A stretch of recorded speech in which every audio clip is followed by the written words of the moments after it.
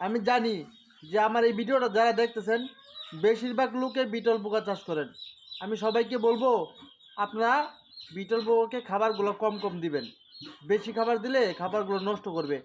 এমনকি যদি অতিরিক্ত দেন, দেখা যায় ওই অতিরিক্ত খাবারের কারণে আপনার এগুলি যে ভুসিগুলো দেন ওই ভুসিগুলো ভিজে দেবে, তার জন্য কিন্তু বিটল পোকা মারাও যেতে পারে।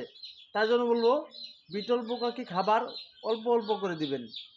প্রয়োজনে 2 দিন 3 দিন পর পর দিবেন, এমনকি 4 দিন পরও দিতে পারেন, 5 দিন পরও দিতে পারেন, কিন্তু খাবার কম দিবেন। আমি জানি যে আমার এই ভিডিওটা যারা দেখতেছেন বেশিরভাগ লোকে বিটল পোকা চাষ করেন। আমি সবাইকে বলবো আপনারা বিটল পোকাকে খাবারগুলো কম কম দিবেন।